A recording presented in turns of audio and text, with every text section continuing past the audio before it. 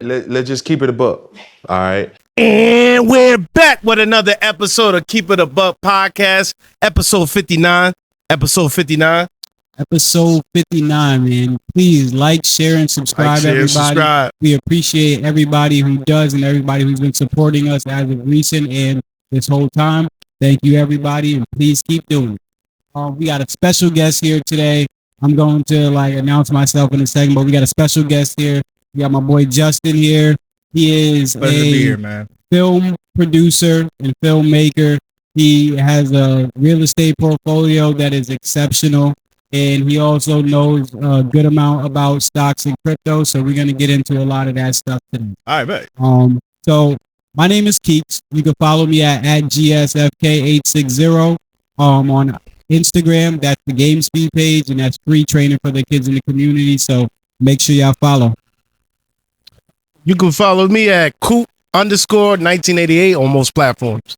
I'm back active a little bit in the streaming world too. My boy's streaming again too. Yeah, man. Make sure y'all check it out. Since I'm out of commission for my foot. I'm about to tap in with you with the streaming. It seems like that's good motion right now. Yeah. I went heavy for a while.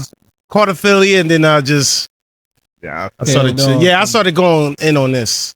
Hey, I was going crazy on this. That was another thing he was successful at before. We started doing this and made sure we was going full in on this. He was, like you said, he called affiliate for streaming and then pulled out because we wanted to make sure we did this. So affiliate, that's like how do you explain that in terms of layman's terms? What would you say an affiliate is? Just a top contributor or something like that? Or no, you get paid for people to sub to your channel. Oh, like a professional streamer type thing. Yeah. That's what's up. You get a little bit splits and stuff like that, but that's for big boy stuff where you get the big bags. But I got one time I went in there, I had $180, baby. Hey, I didn't even notice. I was like, yo, all right. But it was dope. But what you really want is partner. That's what you're your Kai Cenat and stuff like that. I think he's getting a 70-30 split. Us, we getting 50-50 split. 70-30 for sub. 70 on sub sounds crazy. Yeah, so Kai Cenat is leader in the industry, man. That's how 1,000. Shout out to him too, man. So just you want to introduce yourself? You want to say anything that I didn't say? Yeah, man. Emperor Just on all platforms. EMPERORJUS. Or you go to my website, royceempire.com. It's going to have everything from photography, my events, my movies, podcasts, TV shows, whatever the case may be. It's going to be all there. You can tap in with me, man. We got a lot more stuff to do. I remember I was telling you off camera, my production studio is going to be up within the next 6 to 12 months too. So, yo, we got some motion. Fire. Yeah, that's fire. Fire. We got any shout outs for the day? I'll start out. Shout out to Bank at 12, first and foremost. Shout out Mike and Lourdes. We appreciate you guys for letting us use the space, and make sure you guys come down and get a drink. They are hospitable here, and they're gonna make sure you have a good time and make sure you get home safe. Shout out to Competitive Spirits.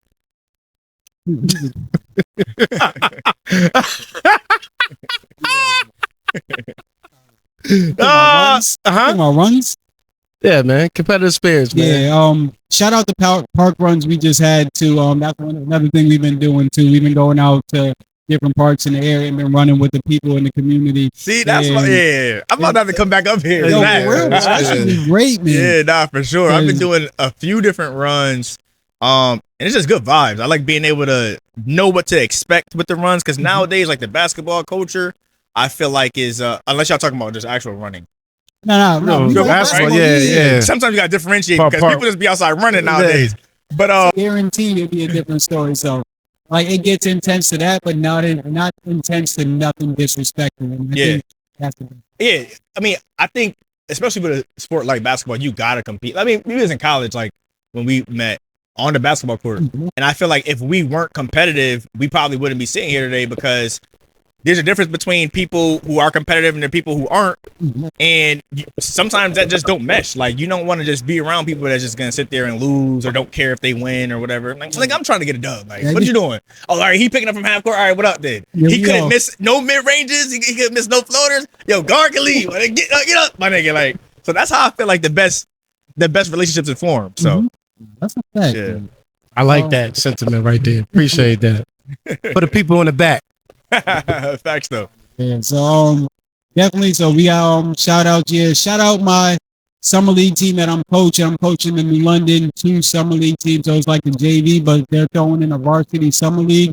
We got our first dub yesterday in the varsity summer Shout league. out. So shout out to them.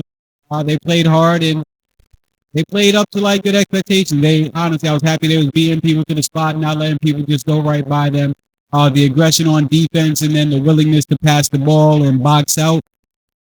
I could live with that. Man. Small can live stuff. with it. Small stuff is big stuff. That's a fact. All right. Y'all got any other shout outs? Y'all shout out family or anything? Y'all good? I just came from an event, Bars on I-95. That was a great event. I want to shout them out. I got on Wasted Sobriety right now. I want to shout them out. I got Dre's World on. Shout them out. Yeah, man. I got a lot of local gear. I like it. I love wearing stuff from like people in CT. I got tons of connections with people, especially when it comes to like the filming. I'm able to get people involved and like get them on film and stuff like that too. So I definitely want to shout out the state in terms of the creatives, whether it be from a podcast standpoint, event standpoint, or just in general, like just working and doing things that are extracurricular or not directly to a 9 to 5, just your creative expression. So shout out to y'all. No, shout out to us. I like it. Yeah, I like that. And last shout out Justin, yo. He came out here from Bridgeport area. He did not have to. And he is a very busy person and a very successful person. So again, thank you both for coming out. So, Greatly Appreciate it, bro. appreciate it, Really. brother. All right, but let's get into this interview. All right, Justin has had what I like to call a very confident like road. Like a road that you have to have a lot of confidence, but also with confidence needs to come actually doing the work. that's a fact. And not just saying like I'm that dude. Yeah. Like you gotta like make yourself that dude and like, yeah, so believe it. So Justin went to Fairfield Prep, right? Yep, went to Fairfield Prep, played basketball, and ended up going to UConn and was a student at UConn, just like myself. And he left UConn after his junior year. Yep. And went and learned about investing, learned about stocks, and was it crypto as well? Yep, mainly. Yep. Yep. So learned about stocks and crypto. Came back with a BMW.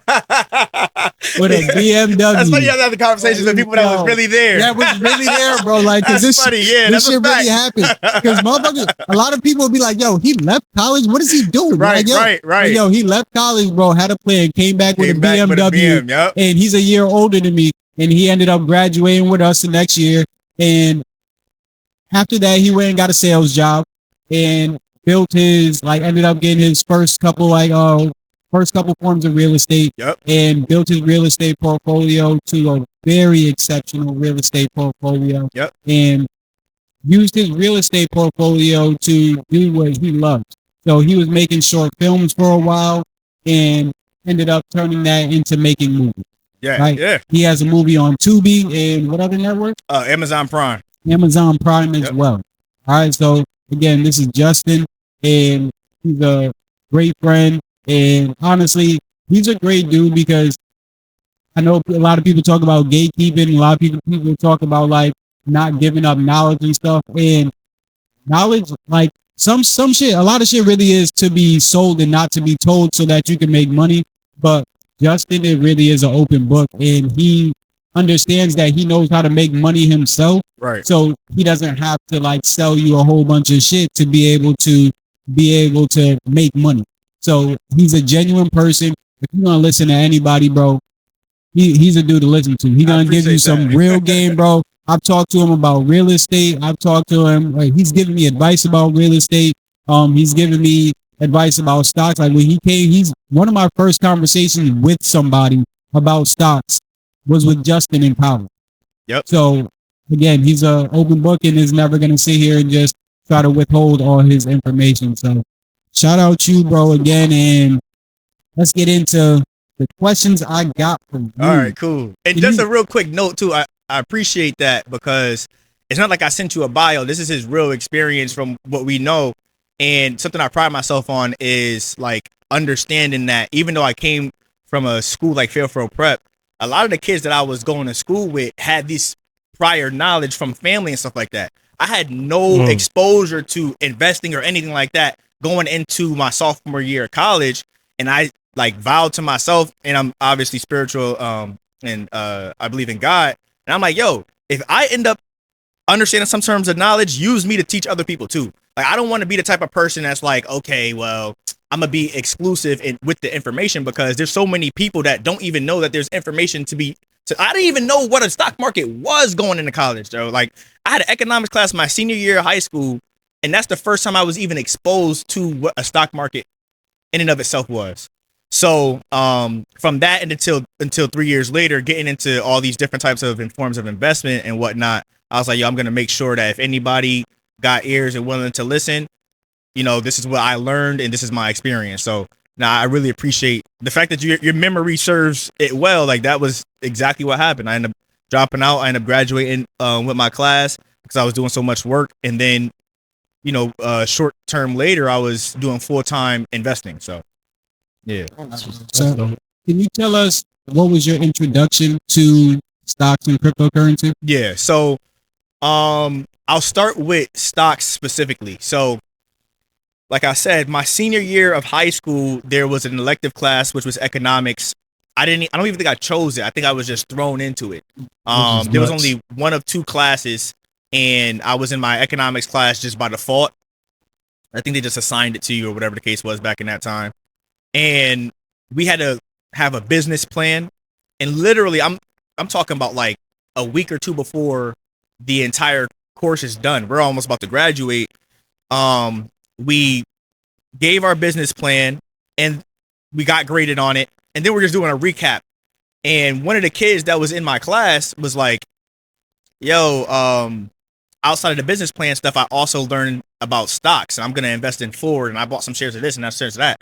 I'm like, and everybody in the class is like, oh, that's dope. I'm doing this. I'm like, what are y'all talking about? Like, what do you mean you about to buy a Ford car? Like how you about to get a whole Ford?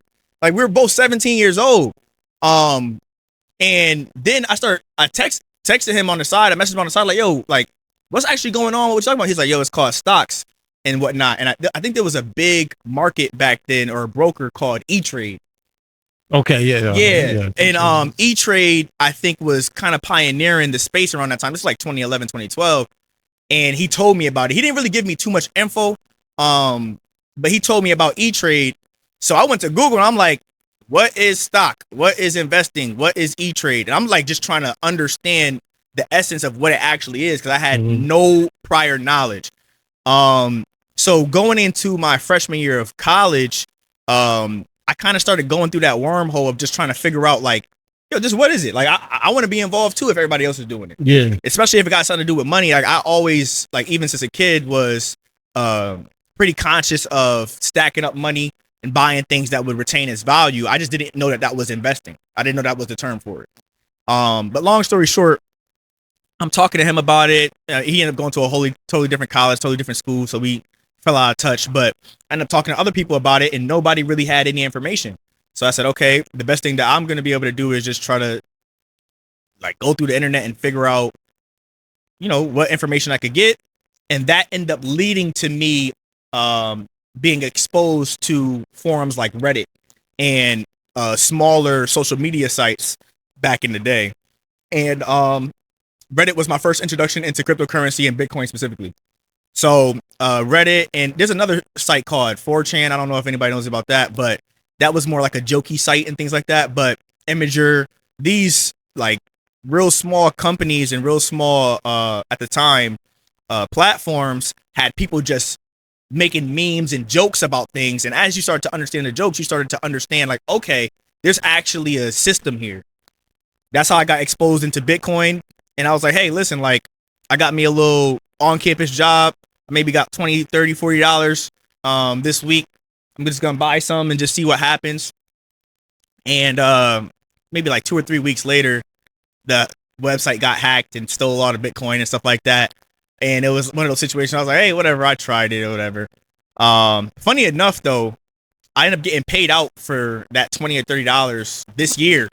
That's crazy. And this is like, And I'm not laughing at, but that's crazy. bro, I got To hacked. me. I got hacked like in 2012. I got paid out this year. That $20 or $30 was like close to like $7,000 in terms of value.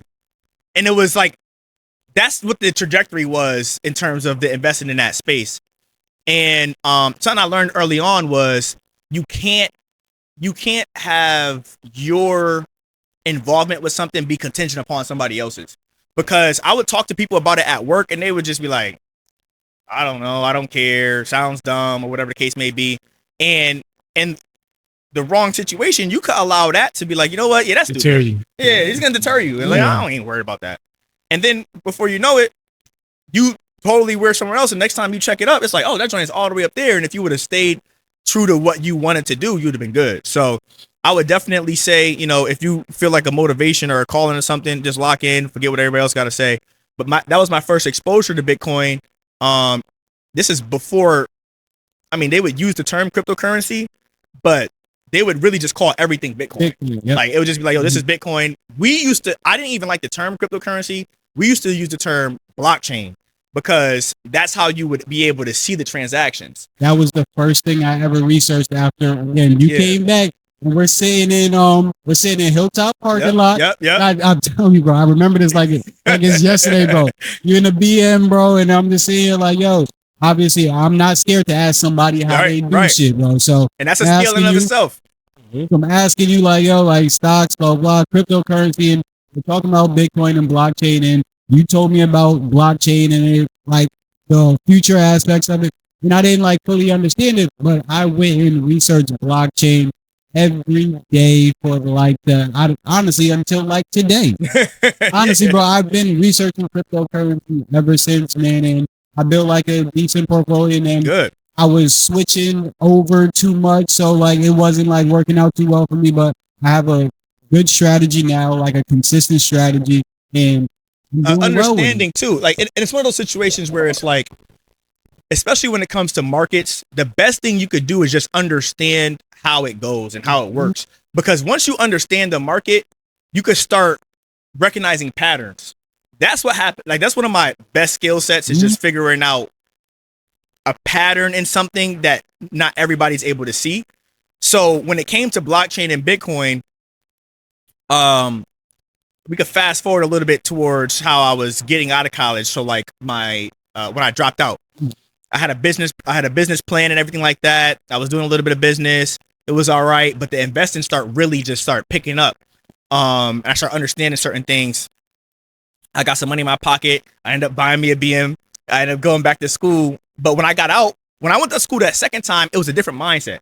My mindset was, I'm going to school purely because I know it's going to further my goal in owning a real estate property or owning investment properties, because they want to be able to see either a track record that I got a good job or some type of credit, or that I'll be able to say, look, I got a college degree. I know I'm going to be able to leverage these different details in order for me to go to that loan provider and say, I'm a good candidate for you to trust $250,000 to. So once I end up getting my degree, that same year in 2015, I end up buying my first property, which is going to end up being the location where my production studio is going to be too. So it's like it all kind of builds into one another. Yeah, full circle, like you said. And I was able to buy that property, and I had some money left over. And when I had money left over, I'm like, yo, the best thing for me to do with this is, as opposed to just blowing it or buying clothes, how can I invest it? I want to be able to get another property. Shoot, I want to do something else. And I went and got me some more Bitcoin. I swear, the day I bought Bitcoin, within a month, the value went down by 50%. I was like, yo, nah. There's no way. I put too much. That was my crypto portfolio not too long ago. I say, yo, and this is like 2000 and I'm going into 2016. I'm like, nah, yo, I just lost. And by that time, it was like $1,500 or something like that. It wasn't nothing like world. It was a lot for me though. And I'm like, dang, I just lost $1,500 in like 3 days. Like, nah, like, how does this work? How does this go on? And it was a fight or flight moment. I decided, yo, we're gonna buckle down and figure it out. locked myself in a room, started understanding what trading was and things like that. And I built a 6-figure portfolio for my room, just trading between Bitcoin and USD, and just trying to understand what margin calls and things are with that. It was just real high frequency day trading and things like that. And towards the end of that year, and I'm giving y'all exclusives because you know the real story, but towards the end of that year in 2016, I had a beautiful position.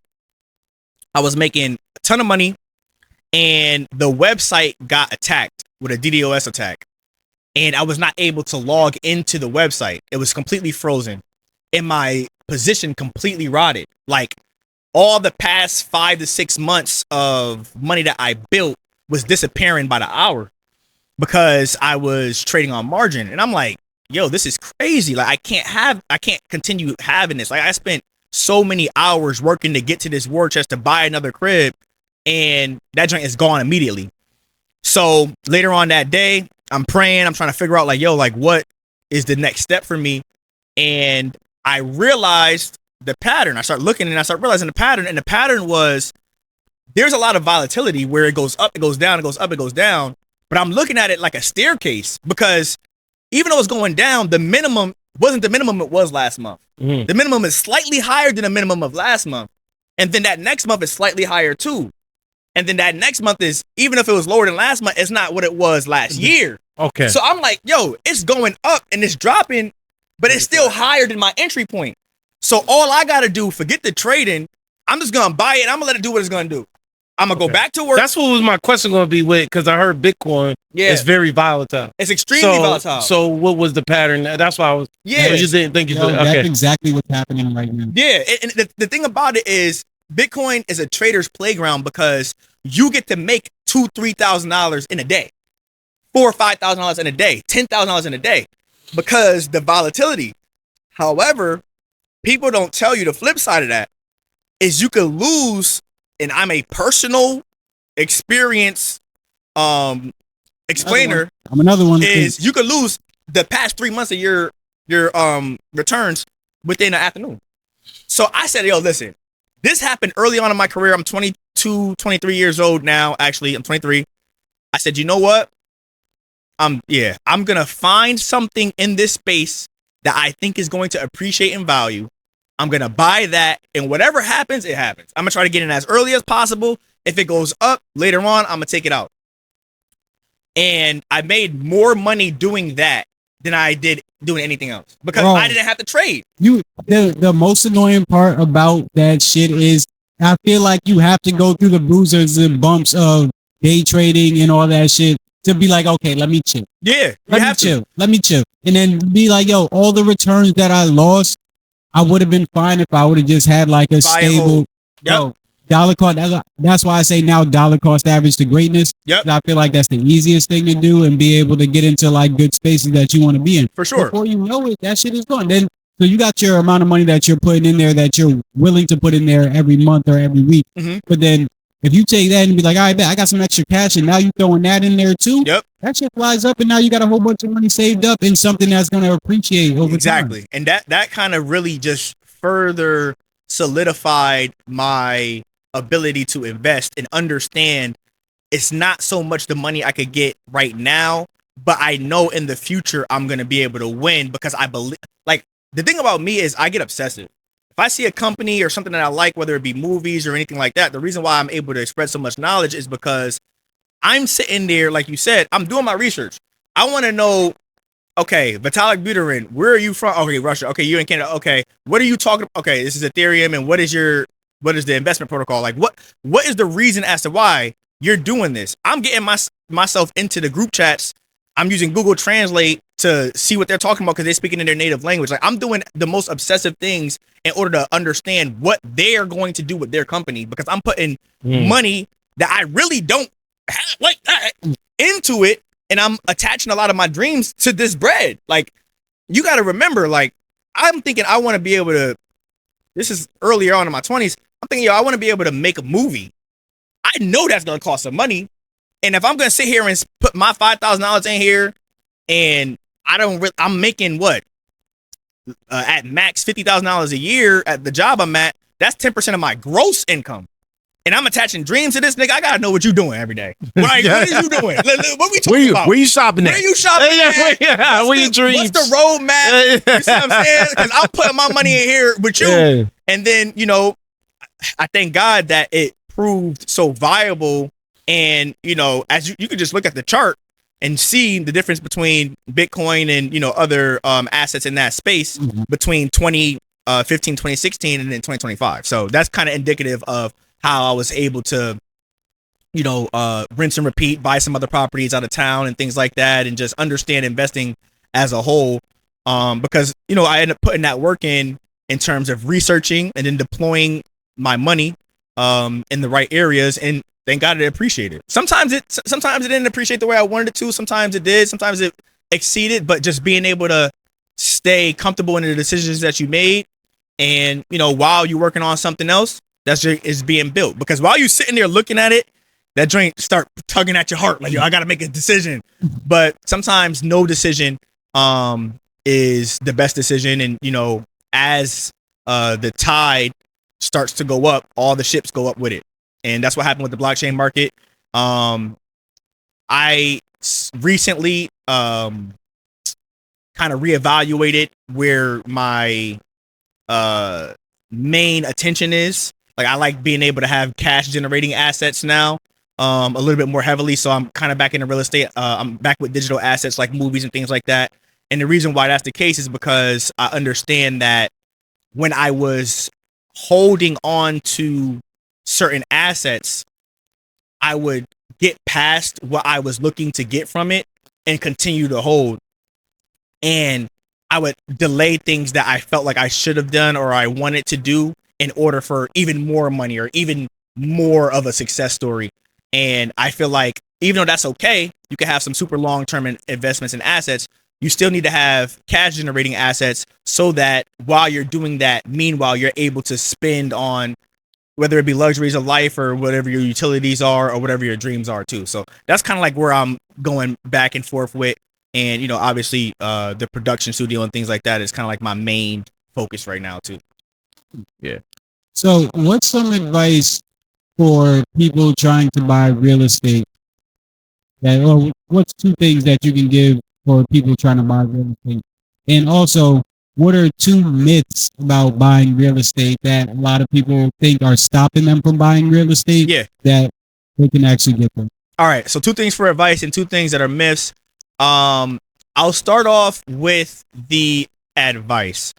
And this is not even just for real estate, but it's purposefully from real estate from my perspective. Is the first thing, you're already late. Use that as your mindset. Don't think I'm going to wait until the market is perfect for me to enter. Nope. Think I'm already late. Let me hurry up and get to this party because I'm already late. They might shut the door before I even get there. That needs to be your mindset when it comes to entering the real estate market. Because sometimes people want to say, I'm going to time the market. I'm going to get in, Right as soon as this rate pulls back, I'm going to be able to buy this house. No, man. I would just say, listen. I made that mistake. Yeah, I would just say, listen, you are already late. Get as much as you could get to it and get you some real estate. That would be my number one advice, because it's going to give you that fire and that push to actually get it done. And that's the real difference between the first person and the second person, is one person did it and somebody didn't. And then the second means of advice is, if you are interested in getting into real estate, especially if you did not own it yet or you don't own anything yet, the best thing you could do is to start looking at your spending habits. I'm talking about people who don't really have that much money. Like, if you have money and you're able to just buy it, fine. But I'm talking to the people who gotta like get it from zero, like from my perspective.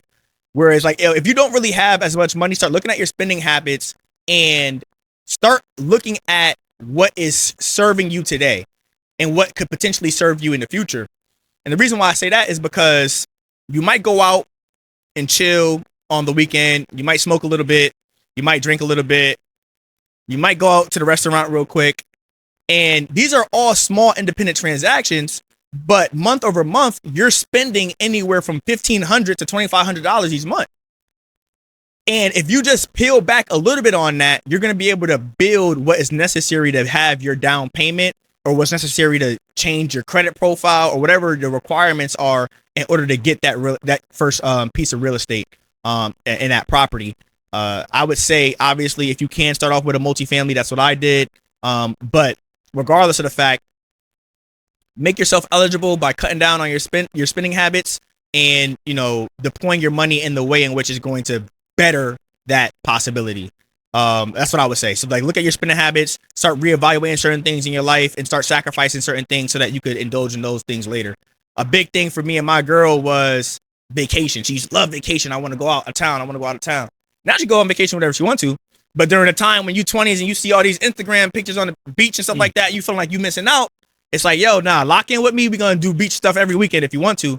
But just being able to say, like, yo, I'm going to pass up on the instant gratification right now so that, you know, I can be able to get that gratification whenever. So those are the two things in terms of advice. You know, put the distractions to the side and feel like you're already late. And then two myths that I would say is, one is that I think some people feel like, dag, I don't want to say that. All right, off the record. No, it's on the record. Put it like this. Do what you got to do to get the crib. Nobody's sitting there with a super microscope trying to figure out, is this person coloring outside the lines or whatever the case may be? And by all means, I'm not telling you guys to do anything illegal. But what I'm trying to say is, you don't have to be cross every T, dot every I type of person in order to own something. A lot of times people feel like, oh, my credit score ain't perfect. My down payment ain't 100% of what it's supposed to be. And they're like, you know what? I'm ineligible. Guys, come on, man. Just like you fudged the answer on that test in class, you might have to talk to somebody to figure out how you're going to get what you need to get done. Like, you see what I'm saying? Like, that's what I would say a myth is. Like, you don't have to be the perfect candidate every single time in order to get some money from these banks or these lenders to get your first property. That would be one of the myths. And then another thing that I would say too is, a lot of times people feel as though real estate is going to end up being one of those things where it has to be your sole primary focus. And I think that's a myth. I think what you can really do is build a real estate portfolio independent of your career or independent of whatever dreams you have in the future. You know, a lot of people who are athletes, a lot of people who are engineers and, you know, in all different walks of life still have real estate portfolios that have nothing to do with their 9-to-5 job. It doesn't have to be your sole source of income. It doesn't have to be the even biggest part of your portfolio. But I do think that owning some real estate should be, especially for Black Americans, should be one of your highest goals, just so that you could have something that you can own and pass down to your kids. So I would say one of the myths, the other myth is that you have to focus solely on it and put everything else to the side, when in actuality, it could just supplement your existing lifestyle. Yeah. We got some gems for the day, y'all. I'm just asking questions and letting you talk, because I already know you got the gems for the day. Nah, for sure.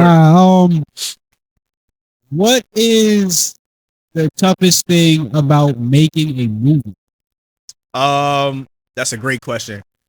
Can we? My bad. Can we back up on that one right quick? What enticed you to want to get into movies first? Before, what? Because I heard you say like that's what you wanted to do, but what was the sparking moment to be like, yo, that's where I want to head towards?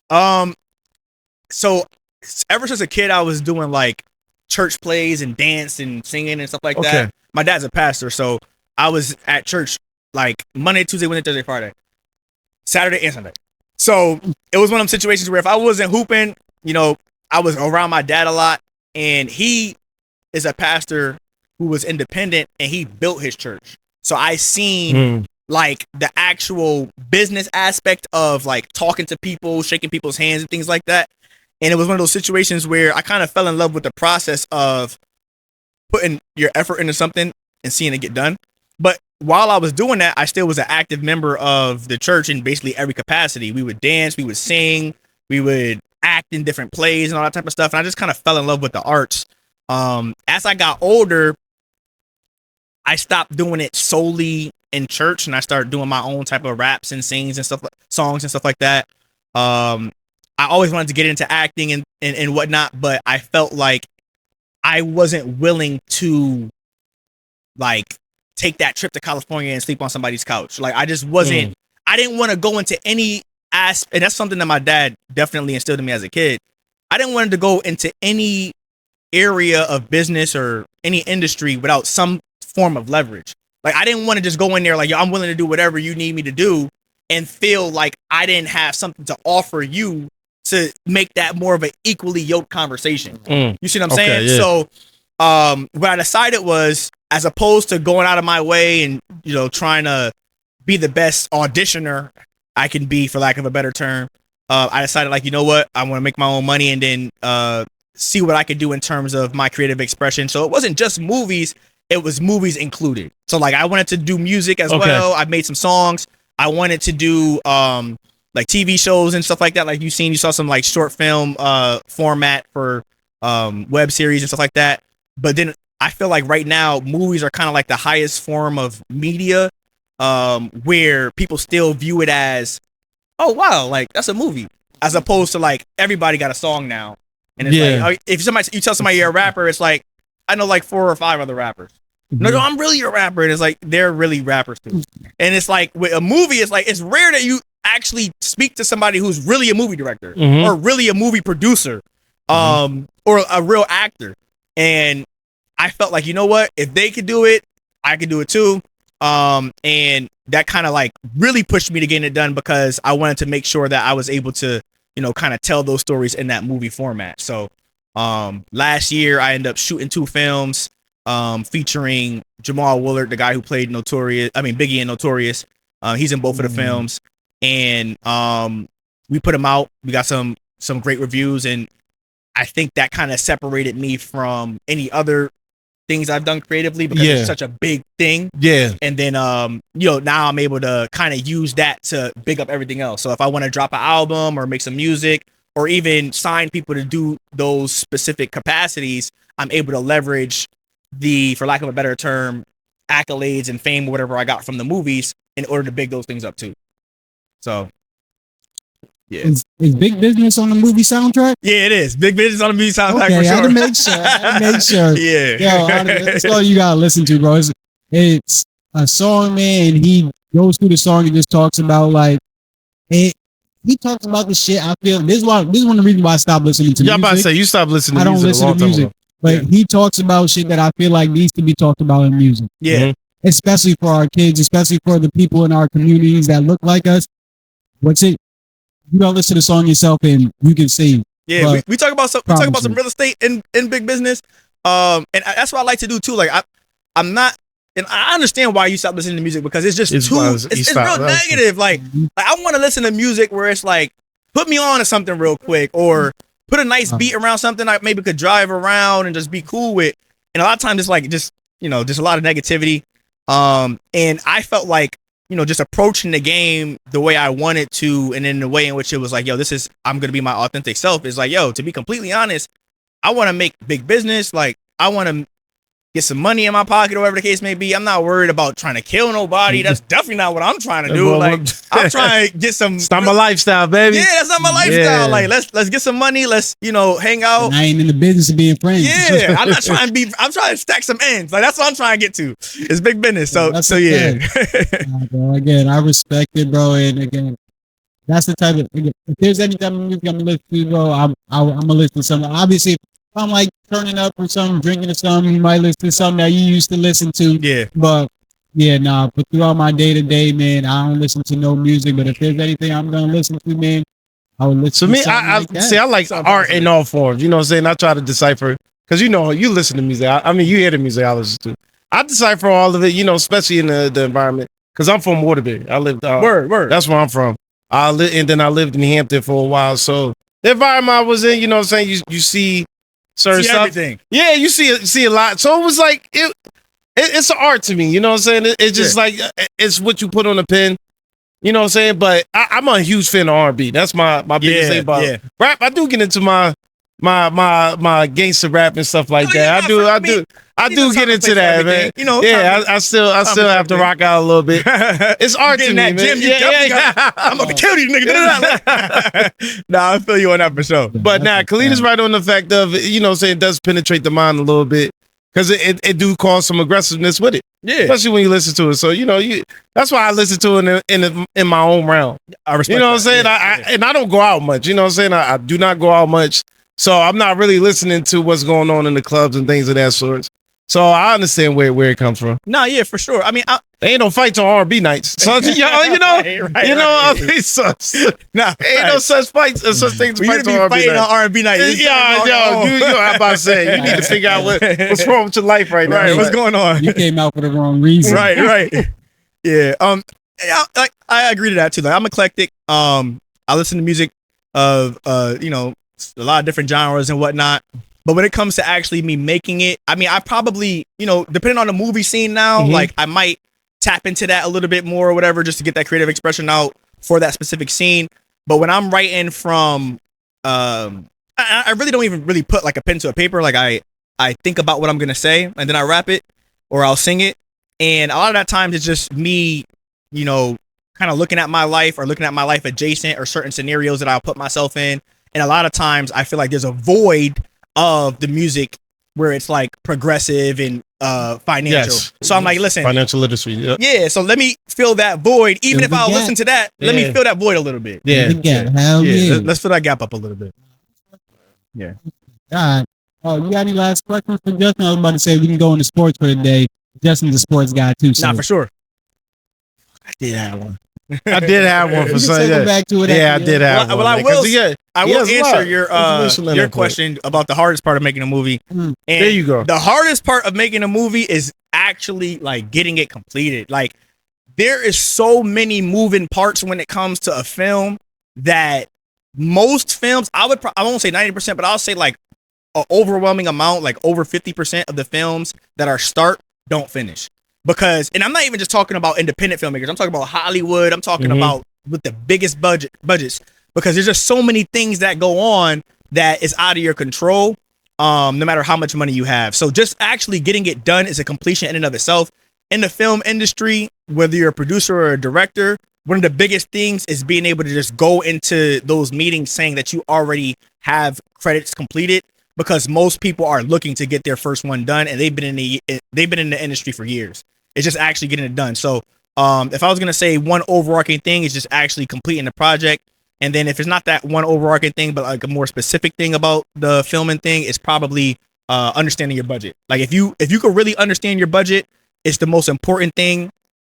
It could be hard to certain people, but if you can understand your budget, it's the most important because you'll be able to allocate the funds in a right way in order to keep that, you know, the grease on the tracks to keep that train moving. So that's what I would say for that.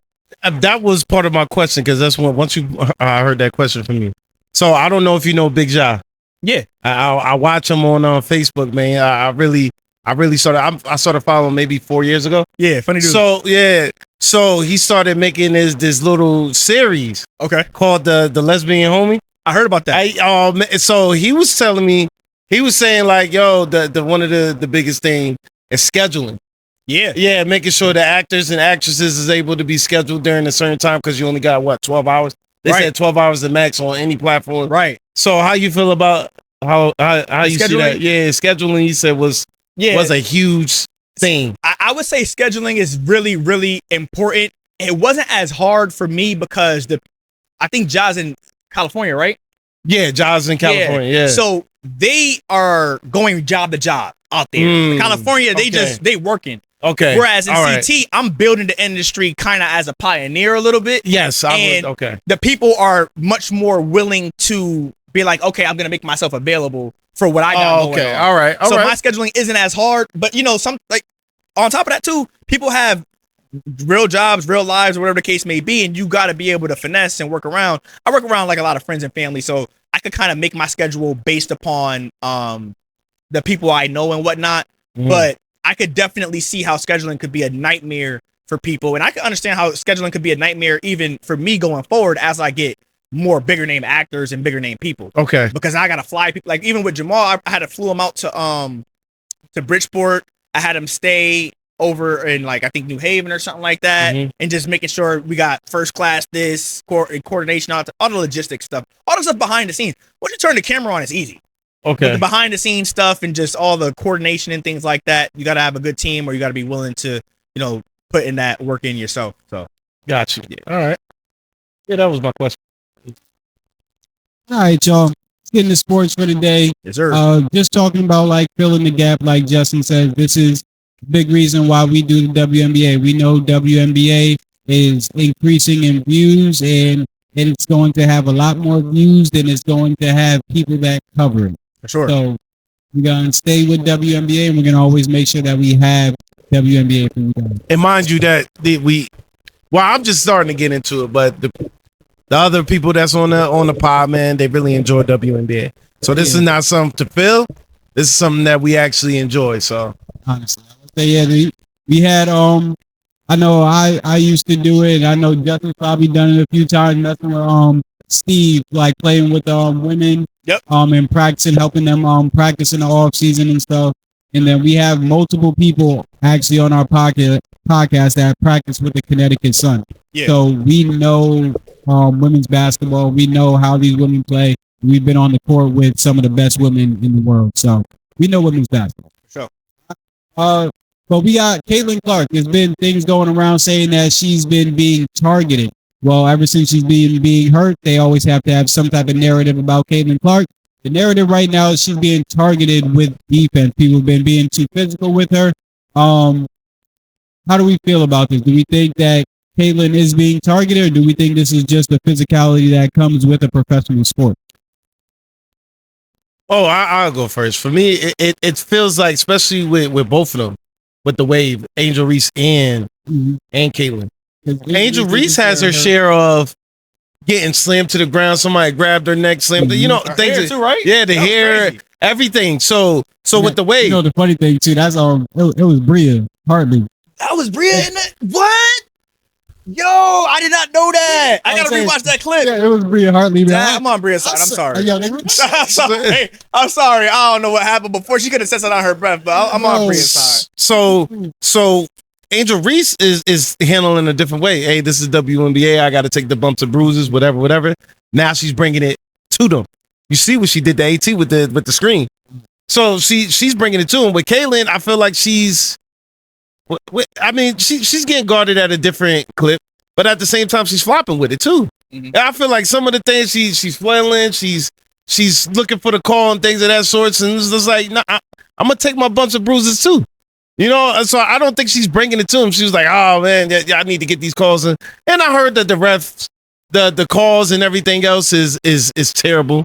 Mind you, Angel Reese just called out the WNBA for their oh gosh, she about to go on a slump. Oh shit, she called out the refs and saying like the refs is poor. She's like, I don't care if I get fined. Yep. They not doing shit, basically. Yep.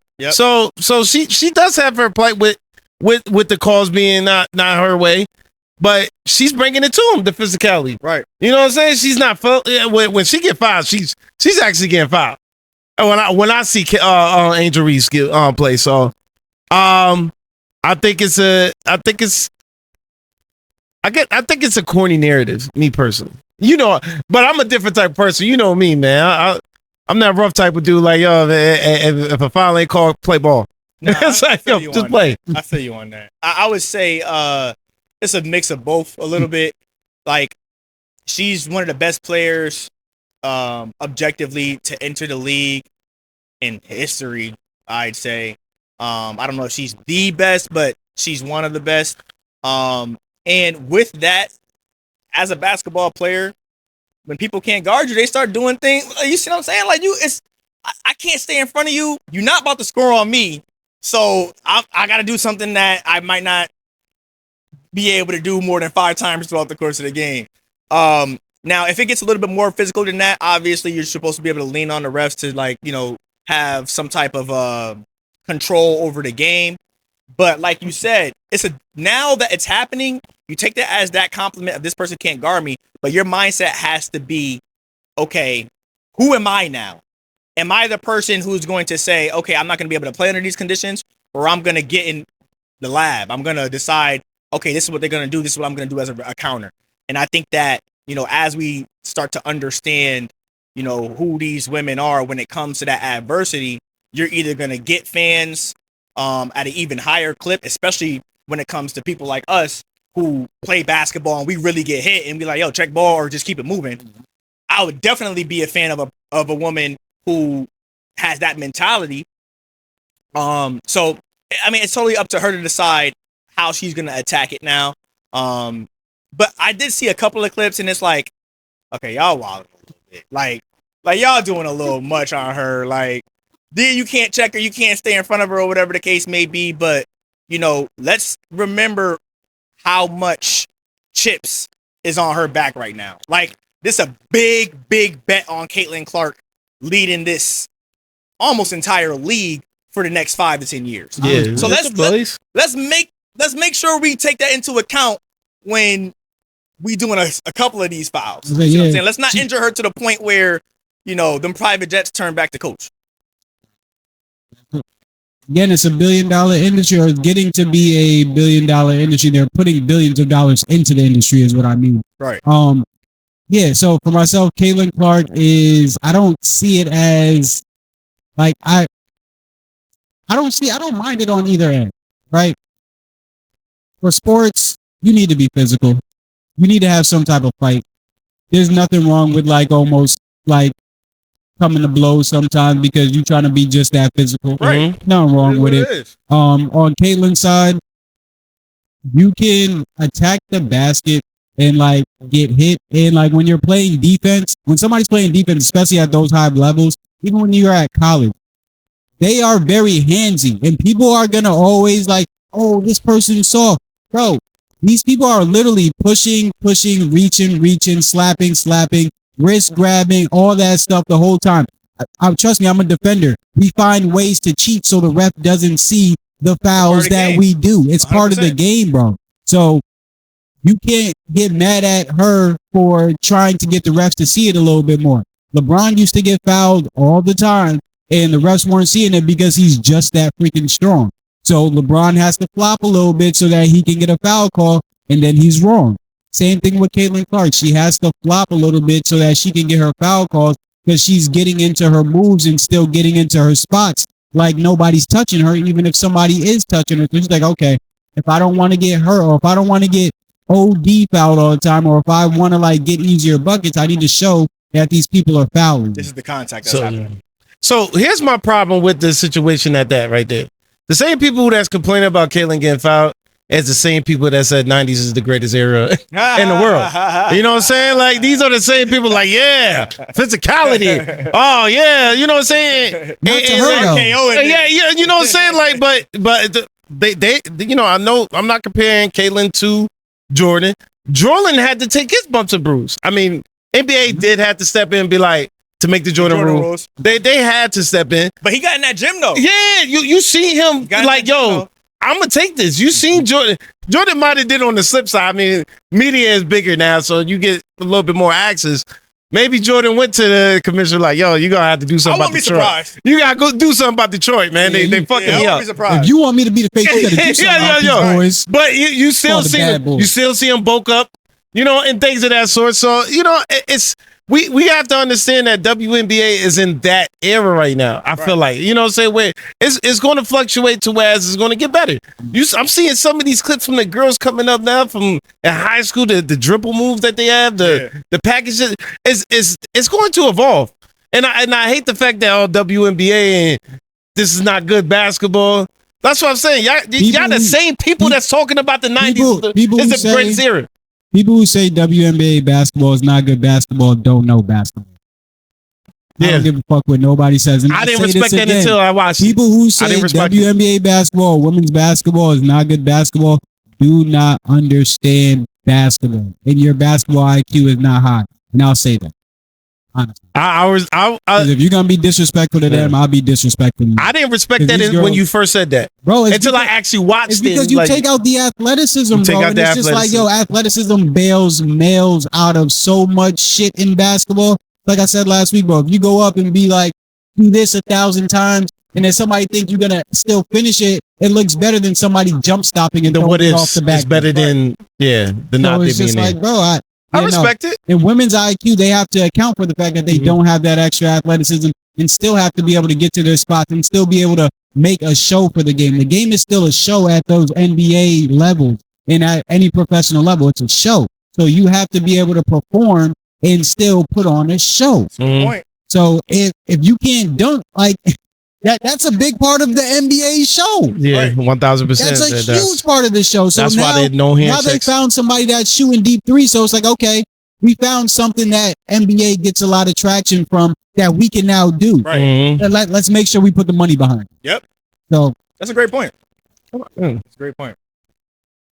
Angel Reese, I know we've been talking about her a little bit, but how do we see, or why do we see the transform in her game as of recent? Last 5 games, she's been on a streak. She's been Double-doubles, 15, right? yeah, double streak. 15 But rebounds her last 5 averages- games is a record. Her averages are up for shooting percentages, and she's finishing well at the rack. What do we see as the difference maker? I would probably say it's a comfort thing. The thing I like about Angel Reese as an athlete is she has been in the spotlight since early on in college, and she's been an overachiever since early on in college. I feel like a lot of the media attention sometimes is a little bit more negative than positive with her. But her mindset is, I'm gonna get better. I'm gonna impose my will in the role that I'm given, and I think she wants to be the best player in the league. And I think she definitely has the ability to do so. You gotta remember, these women are still young. Like, they are just getting into the league. They're only a couple of years in. If you liken them to their NBA counterparts, you're not really expecting this level of high performance so early on. Like Anthony Edwards, he's top of the league, SGA top of the league, but they've been in the league much longer. You see what I'm saying? So it's like they're already in the top of the league in terms of their performance, and they've been in the league, for what, 24 months almost, or whatever the case may be. So it's like, I would say with her, she's getting comfortable. She's understanding that next level of physicality, that next level of speed, and she's being smart about doing the thing like registering me bounds.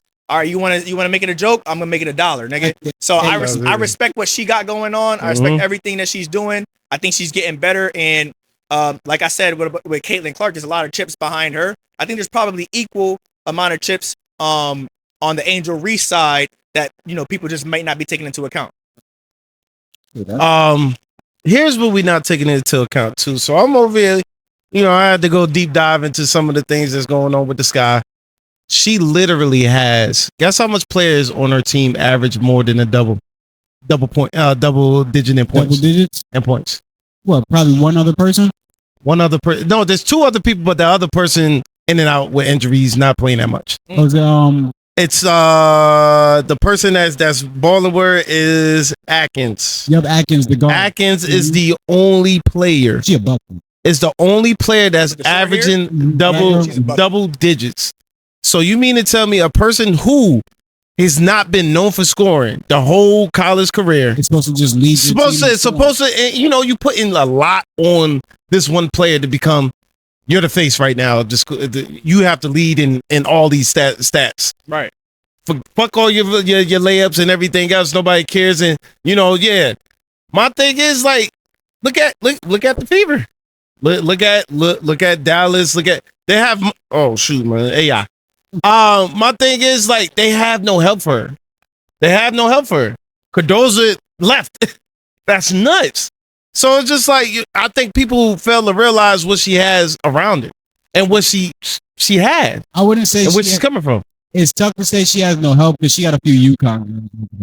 But I was just watching them. Saying in the points category specifically. Yes. Category, the points category is That's what I was gonna supposed to say. put Just the to ball specify in the that basket. the scoring specifically, Yeah. because they got great players. That they have players that play basketball and play basketball well, and were a part of championship team.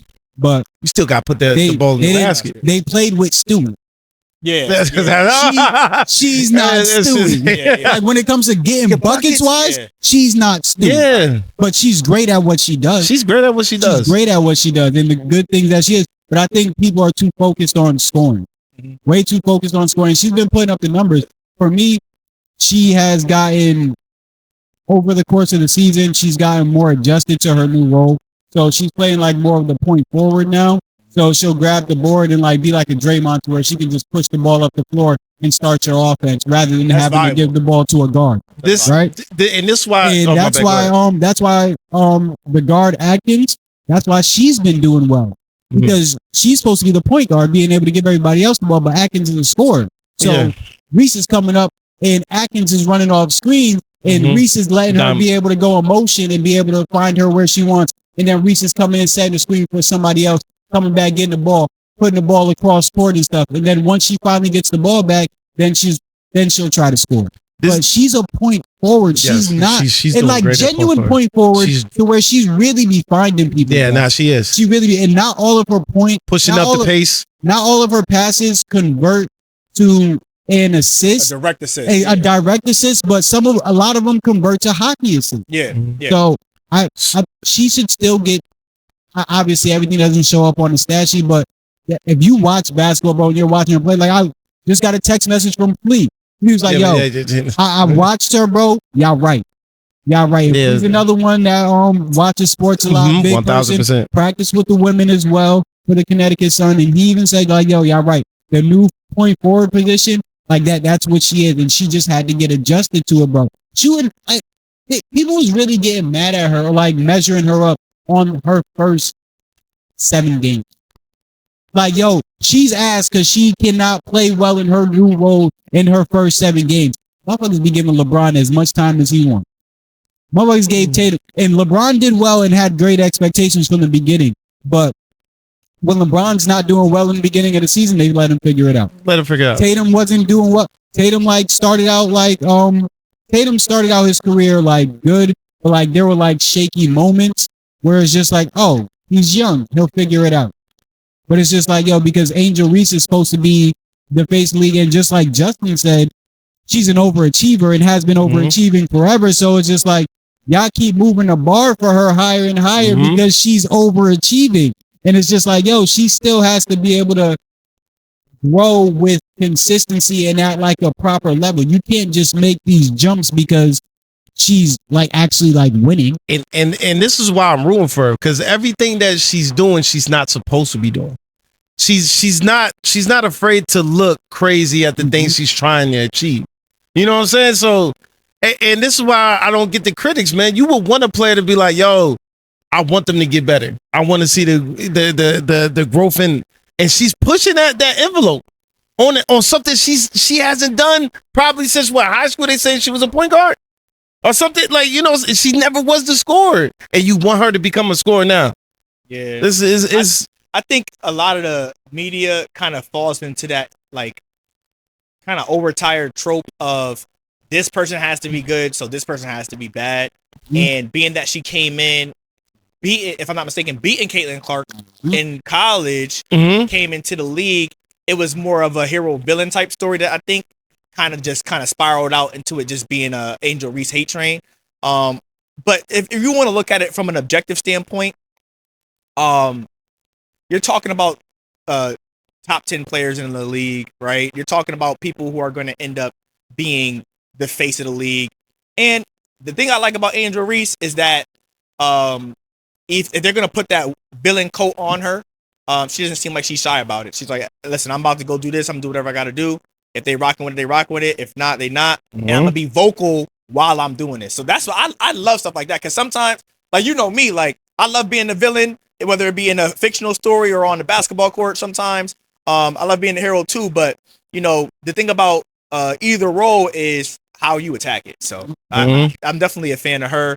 And the overall WNBA and just women's basketball that push over the past like 3 to 5 years. I definitely would say I was a little bit later into tapping in than maybe you guys, but now I can appreciate it a lot more because you start to understand the nuances and you're not judging it to the male counterpart. I think that's one of the bigger things. People need to stop judging and comparing the NBA to WNBA. Yeah. It's a different type of basketball. It's almost like a different sport, almost a little bit. It is. It low-key is, man, because, again, taking out the dunking, bro, when you're doing entertainment, it's a big thing. Right. It is. All right. Next, we got, what teams do we see that look like they could win a WNBA championship this year? Some of the biggest teams that have the biggest name stars with some of the biggest followings have some of the worst records in the league. So Yeah, no. who we think we got? We got the Liberty that's doing well right now. I'm always going to push for Liberty. I'm a New York Knicks fan. I'm a Liberty fan. So, yeah. The dangerous Fever, man. You said the Fever are dangerous? They are dangerous. Aaliyah Boston is looking monster right now, man. She is like nobody see. If you had to do some comparison, her post game is rival. If we had to compare between, NBA and W, Shaq, they send a double like that. She's double. They doubling her on every, and they doing this without Kaylin, which is it's the greatest part because you just added.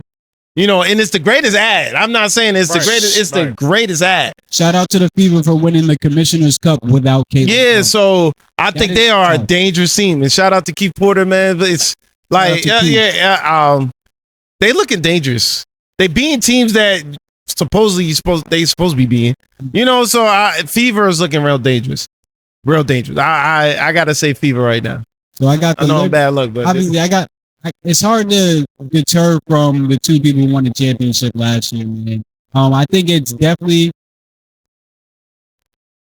amazing and tough that the people are winning without Caitlin Clark, but the fact that they're winning without her is tough to say that. It's an immediate ad when she come back. Yeah. I know what you mean. That chemistry difference. Mm-hmm. Yeah. It's a big thing because you have to go back you have to go back and account for putting her in, and that's a lot of shots and a lot of. She be taking some. Yo, some of the shots she takes is Steph-like. I'm like, yo, like, you taking shots that is like, and they go in, don't get me wrong. Do we have to be cool with these crazy shots, though? Because it's the entertainment aspect. What else you gonna watch, entertainment-wise? Thank you. Genuinely. Because I genuinely don't want to see a fast break in WNBA over a Caitlin Clark step back at local 3. Like, I like that 3 better. You want to know who I enjoy watching? Paige. Paige is tough. As I say, she don't need to do the step back threes. She's like a Kobe to me. Like if I have to, she is that mid range pull up game is you know what I'm saying. So she know how to maneuver between the screens, I like that type of game. I feel you. Chucking up threes and hoping they go in 1 for 10 and 3. It's like I feel you. It's not for me. It's not entertaining. It's good. It's better for the highlight, not as good for the because watch. You actually want. So there's 2 different types of viewers, right? There's people who want to watch basketball, and there's people who want to be entertained. Want to watch exactly. So the people who want to be entertained by basketball, they go on and they see these highlights on their phone and stuff. Oh shit, Caitlin Clark hit a guy. Yeah. Put the phone back there. Right. And then that's low key me. I ain't gonna lie. That's low key me. There are people who, but it's different because you can appreciate the game of basketball. So if you go to a WNBA game and you see a few missed layups, you're not gonna be like, oh, these girls are trash. No, because you've seen men, grown ass men, even LeBron James missing layups and shit. For sure. Like if they can dunk the ball and they miss layups. Yeah. So these girls that can't dunk can't miss layups. Like again, please, like Justin said, stop comparing the 2 games. Yeah. Stop comparing them. The WNBA game is a lot more intricate and it's a lot more, just like I said, IQ based. So they do a lot more cuts. They do a lot more screens. They run a lot more plays and a lot more action, and they have to be a lot more on point and precise with all that stuff. Again, the athleticism in males bails them out of a lot of bad situations in sports. A lot. But again, shout out the WNBA. But I got the Fever. Shout out the Fever. I think it's tough that they're winning without him, but I think it'll be a tough mesh when she gets back in a little bit. I was thinking that too, but they looking good. It's hard to go away from the Lynx. and Okay. the Lynx and the Liberty. Again, they both got 2 UConn-led teams. You got Nafisa Collier, and then you got Brianna Stewart. I got to go with those. The Chicago was giving them a push last night. I respect it. They was giving them a push last night. I've been an Angel Reese supporter all year since everybody started wilding. People started like dragging her and started ODing, so I had to start like actually watching her games and looking at her shit.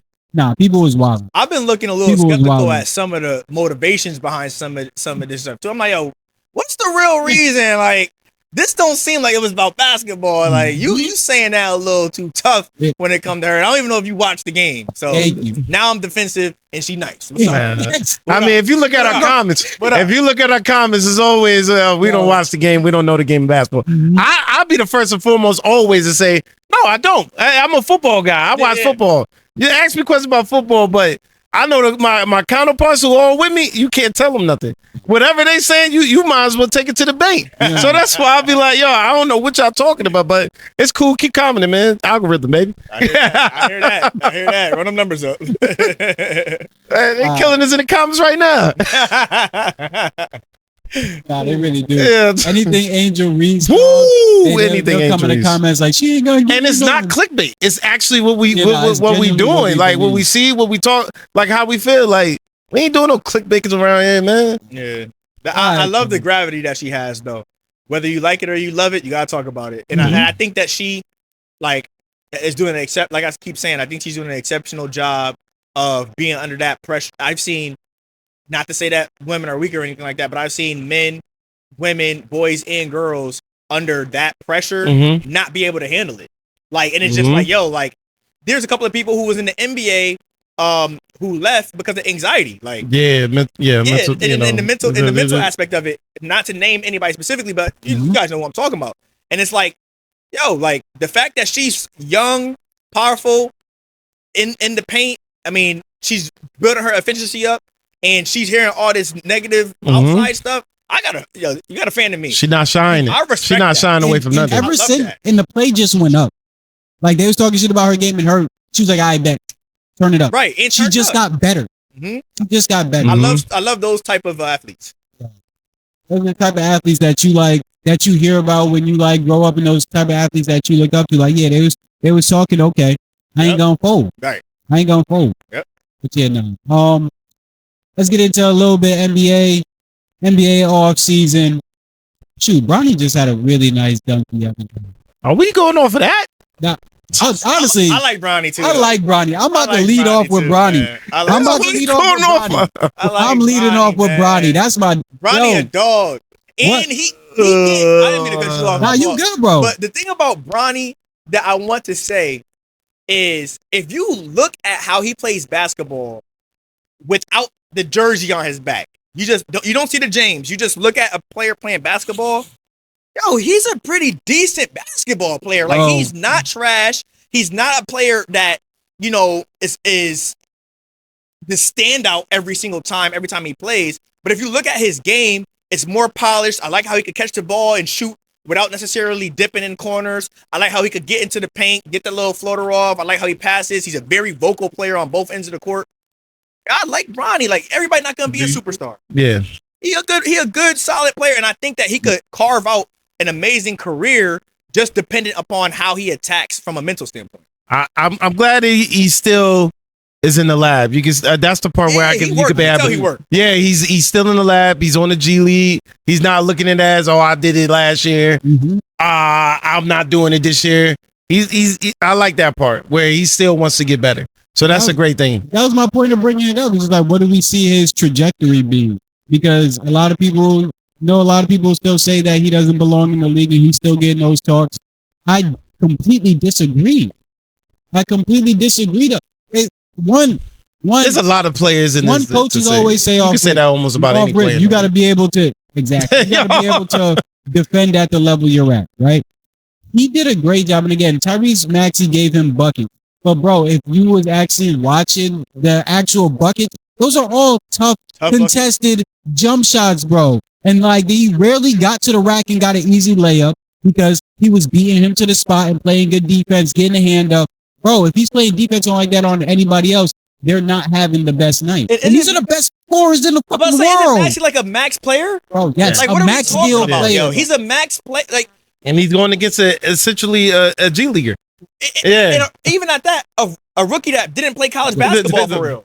So, like, Right, yeah. come on, bro. Like, we gotta start looking at things. 19 years old. Yeah, like we got a max player who has been in the league for multiple years, so technically a veteran at this point in time, who has scored in some of the most high pressure situations in terms of playoffs. And then you're guarding somebody who played half of a college season and he's on a two-way. I mean, that's the dude who's guarding you. And he's still. It's not like he got in a situation where he's nowhere around. He got some buckets scored on him.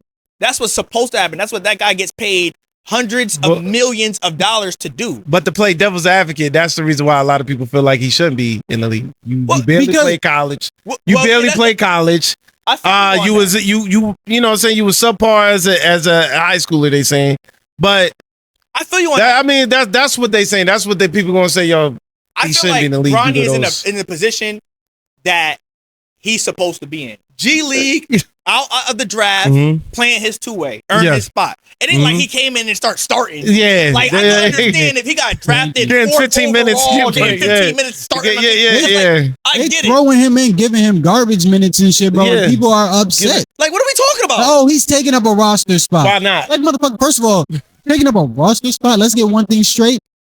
Nobody on that roster spot that he would be taking is selling anywhere near as many jerseys as he is. Right. So off rip, Let's talk about the business. let's negate that. Word. Let's negate that Take it off off the rip. table. Please. Where is it? Let's take it off the table right now. Please. I hate Yeah, the dog. I respect the marketing position, but I hate the marketing position. You're right though. No, I'm not saying you're wrong. But he really, saying Yeah, I'm wrong. really But you're playing, right though. though. I'm not saying you're but right. but he's really developing though. Yeah, And he is honestly, developing so, at the same time. Again, He is doing everybody's that like, too. yo, he should have just stayed in college. For what? Go be around the best basketball players And get in better. the world. Get better. You go around the best. And yes, his dad granted him that, and he was so fucking what? Every CEO gets their kid So in a fucking what? good That's- position. So fucking what? But think about it like this, too. That's dumb. He's taking it with grace and trying, and What? like not even just trying. He's really like succeeding. Like, he's again plays good defense at the level. He can shoot at the level, team- and he's honestly teammate look doing like- very well in the G League and working his way up. I think to he that was second level. in points He was getting last year. He was getting buckets. It was, Somebody I'm trying to think of now. Wade's son. Mhm. Wade's son ended up playing for the Jazz G League affiliate. I don't even think he ended up actually playing on the court, right? And it's one of those situations where Wade obviously isn't active in the league right now. Mhm. But at the end of the day, it's still up to that person to make it worthwhile. It's not like you put Bronny in and you see him just stinking up the court to the point where it's like, yo, this is despicable. You see him holding his own and he's just not doing anything spectacular. That's the same for 99% of the people playing on a two-way contract right Bro, now. most of the people. I mean, forget the two-way contract. That's most of the motherfuckers in the NBA. That's most That's people 15. in the NBA. Word. Most That's people man. in the NBA are role They playing. know they almost out. Yeah. Like, yo, everybody can't, plays. yeah. Most people in the NBA do not go out there and average 25. Most people in the NBA do not go out there and average 10 assists. They don't. 25. 11. 15. Exactly. Most people don't go to the NBA and average double digits. Word. Like, period, bro. Yeah. Like, I mean it like that, but like that's the that's it, bro. Like most people don't go and average all the stuff that people are Even saying. Scoop Yeah. was playing in the G League and had a hard time transitioning when he first got to the Blazers. It's like, and he's what? He was top 3 overall pick? Bro, his projection was supposed to be His projection was supposed to be Like that, yeah. Russ. Oh my Yeah, his god. projection was supposed to be And it's like, through the roof. you're giving more hate. And I'm not trying to say you should hate on Scoop, but I'm saying like, and I love Scoop. But what I'm trying to say, my point is like, bro, we're talking about Bronny right now in terms of his point production, his output, his VORP. What are we talking about? He's literally the replacement player. He was supposed to be in this position. Let's just say that. As far as where he was drafted at, it's not like he was drafted in the first round. He was drafted in the second round. So this is where he's supposed to be at, G Right. League and everything else. And he's performing better than everybody else. He's performing. Drafted around that area. He's even performing better than certain people who was drafted in the first round. What are we talking about? Huh? He earned his position. He's He's- vocal. he's You can earning tell it. He's a He's leader. earning it. Yeah, He's yeah. earning his position. I Yeah. respect what he got going on. Even in the summer league right now, he's doing his thing. I like it. I that part I can respect. He is that's where I'm like, yo, all right, he's out there trying to earn it. He working, yeah. And You that's know. my thing. I'm with though. Earn his He's keep. out there trying to earn it. He's not shying away from no position. Like again, he went out there. They said, "Here, go guard Tyrese." You know the funny thing, the backstory behind that? They said they called him. He wasn't even on the flight He with the wasn't even team. on the flight. He Word? wasn't. Yeah, he wasn't on the flight. They got him a flight over there. He got off the plane to guard Tyrese Maxey. That's tough. I like him even more now. Bro, Yeah, nah, yeah, That's that tough. was it. Yeah, it was that's crazy. a guard, one of the best guards in the Yeah, freaking league, so- and at the toughest position in the league. Right. Come on. So, Come The yeah. on. level of athleticism you have to have in order to stay semi in front of a God. max contract NBA guard is it's insane. See, I don't know what that means in basketball, but I'm just, yeah, I got y'all. I feel y'all. I don't know what that means, but I got you. All right, so we've been here for a little bit. We're gonna get into our crypto and stock portion of the day. We got the Ray Nexus, and honestly, I'm glad we got Justin here. This is a great person to have for the Ray Nexus for the day. He's gonna start out with crypto and stock. For crypto was on the way back up a little bit last week after the strikes that happened in Iran. There was obviously a dip in there, and then it went back up a little bit in the beginning of last week. Tailored off a little bit, but we're looking back good. Bitcoin's at 108,000 right now. All-time highs are around 110, and yeah, it's flowing, man. I think again, like I said, we're gonna have a pretty good July, and the 1 week charts are still on the way up. The 1 day charts they have momentum going down, but what it hasn't had, what I like to call a second bounce for momentum. It hasn't had that for the 1 week chart yet. So the 1 week chart is still going up. The 1 day has been like it went up and then it goes down. But on the second bounce, when it's not lower, honestly, just like Justin said a little bit earlier, when the lowers get higher for momentum is when I see like a good like shoot up. Yeah, you see a trend. So that's when I feel like it'll keep going back up. So as of right now, it's like stalling out and like going fluctuating between like 104 and 110. But yeah, I think we'll still have like a good increase sometime in June. Stock market and crypto starting to like pair together. They used to be like inverse of each other when I used to do research on it. Word. But they're starting to like pair together more and more. So and just be ready for like a slight dip around September because that's when stocks usually dip. And then probably a nice rally for the end of the year because it's still the year after the halving. The year after the halving is supposed to be when most of the gains are supposed to come. But with new adoption and a lot of institutions getting involved in cryptocurrency and blockchain, there has been a big influx of institutional money. So a lot of the gains came early, but there will still be, in my opinion, according to the charts, some gains. Nah, for sure. Yeah. I agree with that sentiment as a whole. I'm a little bit more of a macro guy. And when we first bought Bitcoin, the guys were saying it was going to be $1 million asset. Some people subscribed to it, some people didn't. And, you know, it's more than halfway there from the entrance when we were talking about it back then. But, you know, the way I view it is like this. Every single day you see that ticker, that means somebody bought at that point in time. So if they're buying it at 108, and they're looking for a good return on it, their exit point needs to be 120, 130, 140. And if you know you're doing a trading thing, you could take that into account. But if you're doing a long-term hold type thing, like I say with houses, Bitcoin was one of the things that you were able to do fractional shares with, which was something that I was really interested in when I was younger. Now you can do it with stock market and stuff like that now. But like you said, dollar cost average is going to make you win. Make sure that you consistently buy, monitor your assets as they grow, and then get to work on whatever you want to do with your day-to-day life. And before you know it, you're going to wake up and have a sizable chunk of money just appreciating without you even really working hard towards it. So I think that's dope.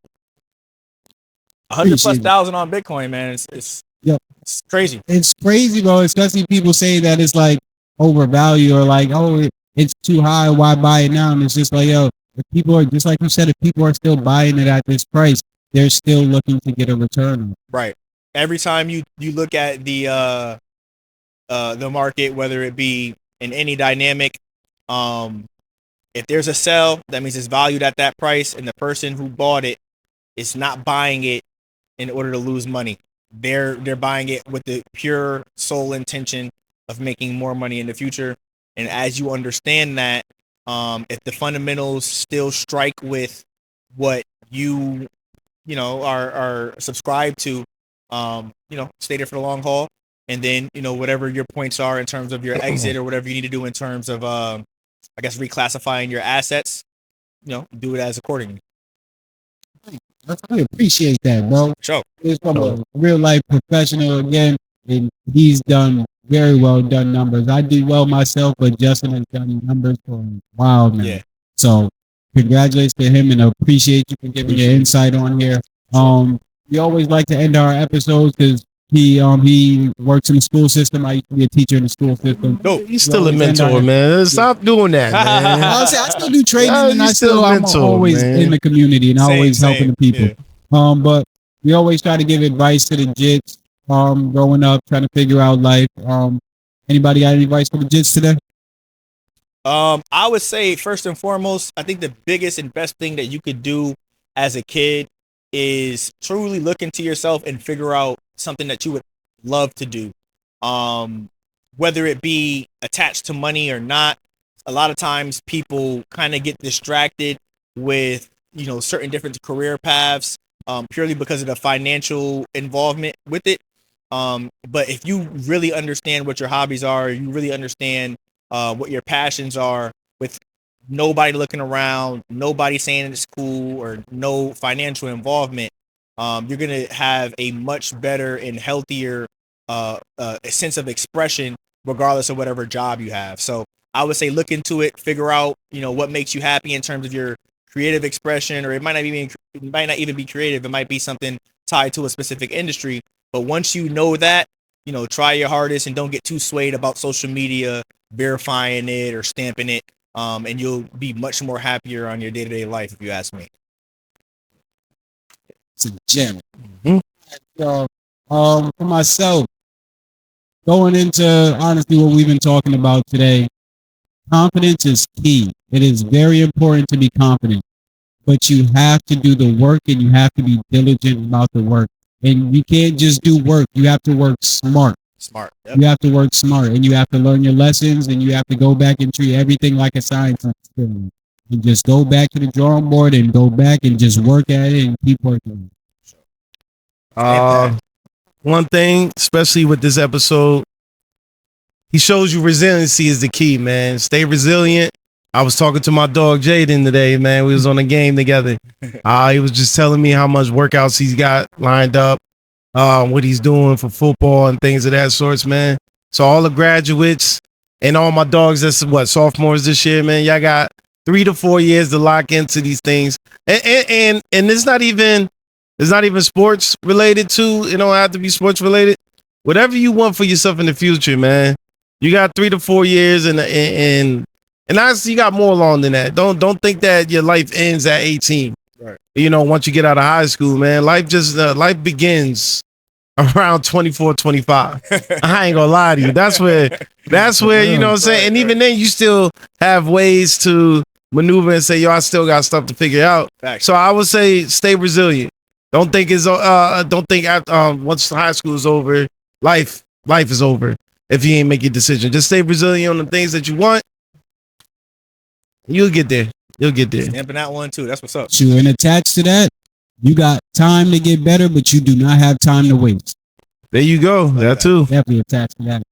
All right, y'all. Again, please like, share, and subscribe. Justin, thank you for coming Definitely, today. man. You really Man. gave us a gem of an episode, bro. Man. Of We course. always like to say we get the best interviews. We don't ever have anybody. We don't think there's any podcast that get better interviews than us. I've always say that. But yeah, Doug, thank you for adding today and 1000%. adding value to our podcast and adding value to our listeners. We're a sports education podcast and want people to know that sports isn't the end all be all. Right. And you can use other things to make you still be able to do your sport and do it whenever you want and be able to have fun with it and not have any attachments to it. Justin plays basketball when he wants. Right. Like he still plays basketball, and he still competes while playing basketball. He still has a competitive edge, but it's just not his sole purpose. It's not the thing that brings him money. Right. And that's okay. Right. Like again, we need to get back to having hobbies, yo. Right. Like people back in the day used to have hobbies and used to have time for hobbies. That's what we need to get back to. Basketball does not have to be the end all. Football, soccer, tennis, all that. Yeah, all that ain't. I saw somebody say something. I'm not going to take up too much time, but they said something along the lines of, viewing sports as an additive to your life as opposed to being the sole aspect of your life. And I think that there are a fraction of people who can make sports their life. Now, don't get me wrong. That doesn't mean that you're going to be in the NBA. You could be, one of the traveling YouTube basketball players or whatever the case may be. There's other ways to get paid off professional sports. However, if that's not what you want to do, that doesn't mean that you don't have to give 110% in terms of competing. Being the best aspect of yourself in every means of expression is what your goal should be anyway. So even right now, I feel like, I'm not a professional basketball player, but if a professional basketball player comes and we want to play, I'm going to give it my all anyway, because I'm that type of competitive person. So use those qualities and those skills to translate not just in sports or between those lines, but in life. And that's how I was able to get, the accomplishments that I have in terms of investing and creative expression too. It's those qualities that I built on the court and in other means of my life. So definitely, use those qualities, man, for sure. Again, bro, we appreciate it. Appreciate it. When in doubt, y'all, keep it a buck. Keep it a buck, baby. Keep it a buck, y'all. Keep it a buck. Appreciate